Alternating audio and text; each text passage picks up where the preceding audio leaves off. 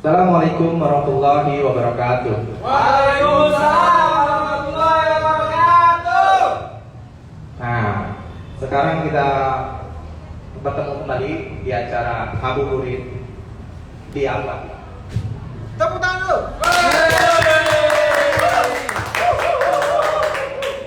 Rame banget emang. 200.000 orang. Waduh, 200.000 nggak tuh? 200.000. Nah, tema sekarang kita ini adalah 3M. Waduh. Ngobrol ngarol ngidul. Weh, ngobrol ngarol ngidul. Kurang kopi. Kopi ya belum? Kopinya belum? Oh.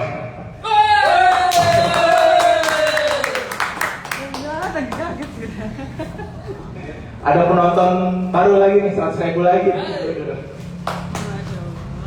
Nah, narasumber kita ini sekarang sudah 3 kali hadir di sini. Masya Allah. Dua ya kayaknya. 2 kali. Yang satu gagal. Oh, yang itu gagal. Macet.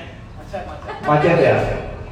Dan yang pas pertama itu beliau datang itu ilmunya begitu banyak.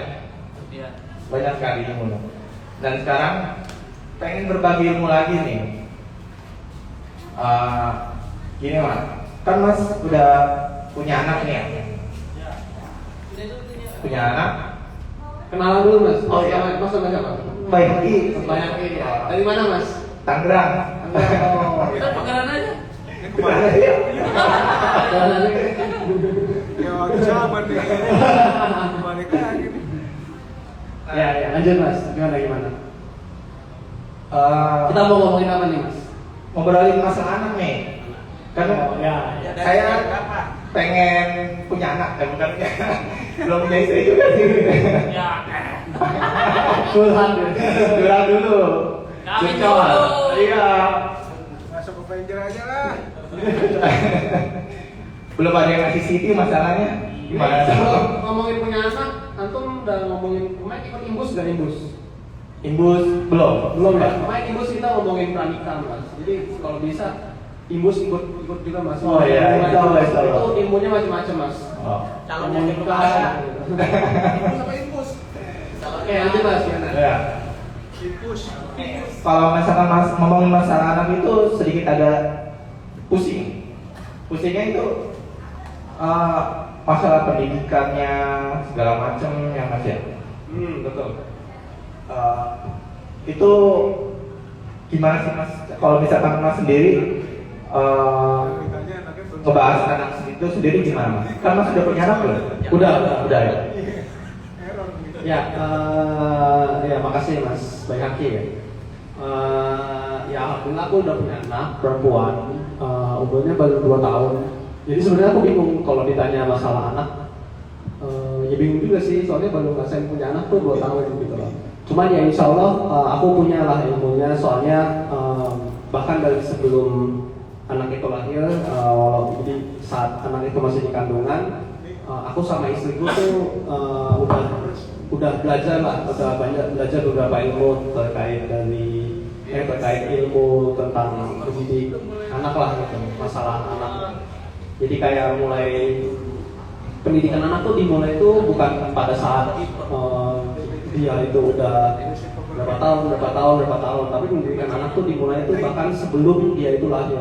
Jadi masih ada di perut itu, anak itu sudah dididik sama kita gitu. Kayak misalnya dikasih rangsangan, kita bisikin, kita ajak ngobrol. Makanya banyak disarankan untuk ibu-ibu yang sedang hamil atau enggak calon ayahnya itu, kalau misalnya sedang hamil itu anaknya tuh coba diajak ngobrol, diajak komunikasi walaupun cuma di perut gitu, kayak halo apa kabarnya, ini suara ibu kamu, ini suara ayah kamu, nanti kita ketemu ya, kayak gitu itu dikomunikasikan gitu. Kayak bahkan saat kita menginginkan, misalnya kita check up sama dokter nih, ada masalah, misalnya anaknya lahirnya kepalanya itu ada di atas, ya kan, yang mestinya kalau mau melahirkan kan kepalanya di bawah, itu bisa dikomunikasikan kayak ayo nak berusaha kita kepalanya di bawah yuk gitu, dikomunikasi seperti itu tuh nanti insya Allah atas izin Allah itu bisa bikin anak itu nanti kepalanya turun sendiri ke bawah. Bisa ya? Iya. juga dulu waktu belajar itu salah diceritain bidan-bidan seperti itu. Makanya suka-suka waktu itu istriku tuh masalahnya adalah pengen minta supaya air ketubannya tuh tetap bersih gitu kan. Nah itu alhamdulillah tetap bersih, tetap banyak. Nah itu alhamdulillah sampai lahiran tuh air ketubannya tuh tetap bersih sama tetap banyak gitu. Itu alhamdulillahnya. Nah itu dari sebelum melahirkan ya. Nah sesudah melahirkan anak dari umur 0 bulan sampai 7 tahun itu masa-masanya kita itu buat lebih ke apa ya? Bahasa kasarnya kita doktrin gitu. Cuman nggak masalah gitu. Doktrin ini adalah ya karena kita mau anak kita tuh jadi seperti apa sih? Kita kan punya anak itu kan punya tujuan ya. Anak kita itu mau jadi anak yang seperti apa? Kalau misalnya anak kita kalau tujuan kita anak kita nanti misalnya mau jadi juara anak yang juara kelas terus, nilainya bagus terus, ya kita akan doktrin dia dengan ilmu-ilmu pengetahuan yang ada di dunia ini, gitu kan, ilmu-ilmu ilmu ya pokoknya sains lah gitu ya kan. Itu akan kita doktrin terus selama 0 sampai 7 tahun. Ini loh kalau misalnya kamu nanti belajar ini, diberikan alasan-alasan. Kalau misalnya kamu nanti belajar ini, kamu nanti sudah besar akan sukses. Uang kamu akan banyak, bla bla bla segala macam. Kalau misalnya uang kamu banyak, uang kamu bisa kamu pakai untuk gini gitu. Kebanyakan zaman sekarang orang akan mengajarkan seperti itu kan. Alasan anak itu harus sukses, harus belajar, harus punya uang banyak gitu. Nah kalau kita kan punya alasan beda kan. Kita sebagai orang muslim alasannya beda kita. Ayo biasanya kalau yang simpelnya deh, kalau misalnya masih kecil, misalnya anakku perempuan kan, itu tuh anakku sudah diajarin buat pakai kerudung itu dari umur 3 bulan, 6 bulan itu dia udah mulai pakai kerudung. Nah alhamdulillah sekarang di saat dia itu mulai tahu apa itu kerudung di umur 2 tahun ini, dia kalau keluar itu kan dipakai kerudung sama mamanya. Itu kalau misalnya dicopot sama orang, itu tuh dia nggak mau, dia malah dia dicopot dia nggak mau, dia nggak mau, dia malah. Itu karena dia tahu gitu loh. Itu secara langsung kita mengajarkan kalau misalnya keluar kita harus pakai kerudung. Kalau nggak pakai kerudung dia sebagai perempuan itu dia malu gitu loh. Malu auratnya itu kelihatan. Nah itu kan 1 sampai 7 tahun didoktrin pakai kerudung, nggak masalah mas gitu. Nanti pas dia sudah mulai melihat keluar, dia melihat teman-temannya ada yang nggak pakai kerudung, ada yang beda dengan kita, itu dia juga sudah tahu alasannya gitu. Dia pasti akan nanya, mah kenapa dia nggak pakai, kenapa kita pakai, itu nanti kita bisa menjelaskan gitu. Makanya orang tuanya juga harus belajar gitu, gimana cara menjelaskan lah gitu kan. Itu untuk kerudung lah salah satu contohnya gitu kan. Nah kemarin tuh lucu, aku lumayan sering cerita diberi nasihat lah sama Ustaz Samsul. Nah masalah terkait anak, beliau juga pernah curhat kayak misalnya anakku itu kan 2 tahun ya, istriku itu lumayan strict soal anak. Jadi kayak dia bahkan umur 2 tahun ini dia itu disekolahin mas bayangin umur anak 2 tahun itu sekolah apa? Bayang nggak? Tahu kan? Anak umur 2 tahun itu udah ada sekolahnya. Nama sekolahnya itu sekolah Montessori. Jadi itu sekolah tuh isinya tuh cuma main, tapi tau nggak mainnya apa? Main balok-balokan, main puzzle, main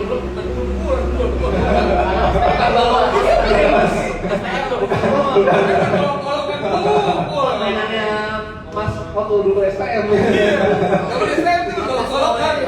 Ya, kalau Montessori gitu, kayak sensori, kayak dia mainan keras, dia belajar buat menggenggam gitu.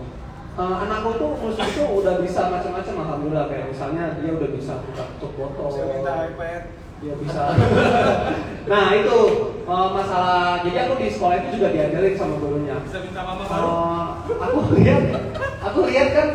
Jadi di situ banyak macam-macam anak ya. Ada anak-anak yang main satu hal, cuman main satu hal misalnya main balok. 1 menit aja dia langsung pindah mainan. Gak mau main yang lain, main itu maunya main yang lain lagi. Jadi gak fokus. Nah itu salah satu penyebabnya adalah karena dia itu main HP. Gitu. Main HP itu dia itu sudah terbiasa melihat warna yang sangat luar biasa di HP ya. Di YouTube itu kan lagu-lagu, permainan games itu warnanya sangat menarik. Jadi di saat disuguhkan oleh sesuatu yang tidak menarik kayak main balok, ya kan, mainan gelas, itu dia udah nggak tertarik lagi. Menurut dia itu udah nggak tertarik lagi. Jadi di saat kita menyuruh dia mau fokus, dia itu susah. dia jadinya nggak bisa diem, pengennya main HP, pengennya melihat sesuatu yang berwarna, terus dia nggak bisa dengan sesuatu yang konstan itu dia nggak bisa. Kayak misalnya nanti udah besarnya efeknya, dia misalnya diajak buat menghafal Quran, itu dia susah. Kenapa? Karena Al-Quran itu kan ya udah gitu aja kan, kita depan Al-Quran kita baca, gitu. Kita belajar. Itu sangat ya kalau dibandingkan dengan hiburan-hiburan yang ada zaman sekarang itu sangat tidak menarik. Itu dia akan susah untuk fokus, untuk belajar, untuk menghafal Quran. Ustaz Samsul itu kalau aku lihat anak-anaknya Asad, istriku selalu cerita kayak misalnya anaknya umur segitu, bahkan yang paling kecil itu udah nggak mau, itu dia udah ngerti gitu, dia paham kalau dia tuh nggak boleh sentuhan sama perempuan gitu. Dia diajak saling sama istriku gitu kan, dia bilang nggak boleh saling gitu, bukan muhrim. Maksudnya dia sudah mengerti seperti itu. Aku nanya sama Ustaz, kalau misalnya Ustaz nggak ngasih HP, zaman sekarang kan kayak apa HP ya kan? Kalau Ustaz nggak ngasih HP, terus Ustaz ngasih apa? Dia dikasih kegiatan yang lain. Makanya dikasih kayak karate, Ustaz anaknya tuh diajarin karate, terus dibaca Quran gitu kan. Bahkan selama ini mindsetku adalah pendidikan yang terbaik adalah memberikan sekolah terbaik ke anak. Aku selama ini mindset karena teman-teman kita semua kebanyakan kayaknya yang paling terkenal bisa Kutah ya kan, sekolah Kutah. Mindsetku selama ini, oh berarti anakku nanti mesti sekolah di Kutah gitu kan. Tapi aku tanya sama Ustaz anaknya kenapa nggak sekolah di Kutah, nggak sekolah di Kutah gitu kan? Anak yang menurut aku contohnya baik lah gitu kan, Asad itu kenapa Ustaz anaknya nggak sekolahin ke Kutah gitu kan? Malah Ustaz tuh nggak sekolahin ke Kutah. Ternyata kalau menurut Ustaz dia itu punya tujuan dan tujuannya itu nggak bisa dengan dia menyekolahkan anaknya ke Kutah gitu. Dia pengen ya dia punya tujuan lah, makanya dia cerita dia itu dulu kerja itu seminggu itu nggak pulang berapa hari gitu, jadi cuma pulang di weekend doang kalau nggak salah. Dia itu gajinya lumayan pada saat itu gitu. Cuman sama Ustadz itu dilepas pekerjaan itu, dilepas dan dia memilih buat dia bisa ada hadir buat sama anaknya gitu, sama anaknya supaya ya dia bisa mendidik anaknya lah gitu. Dia bisa mendidik anaknya, dia bisa nemenin anaknya kegiatan sama anaknya kayak gitu. Jadi Ustaz seolah-olah mau bilang ya sekolah itu penting lah, tapi nggak jadi tujuan gitu, nggak penting banget. Jadi yang penting adalah pengajaran atau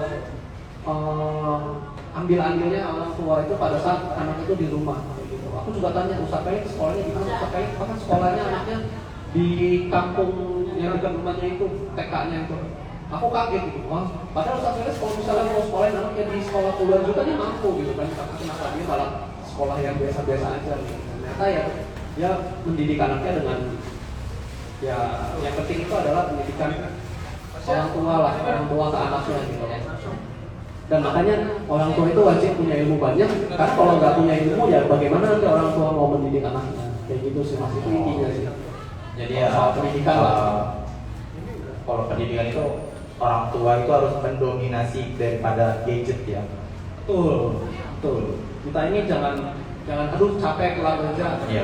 Langsung ya udah Nina biar kamu diam, kamu main HP aja. Main HP aja gitu. Apa Abi mau tidur gitu. Jangan sampai kayak gitu. Sayang banget. Sayang banget ya Ustaz. Kalau misalkan pendidikannya HP terus ya, sayang banget. Tidak, anak jadi tidak diperhatikan sama sekali. Gitu. Sayang, umur 0 sampai 7 tahun itu golden time-nya anak lah justru. Benar-benar kita harus asah dari 0 sampai 7 tahun itu gitu.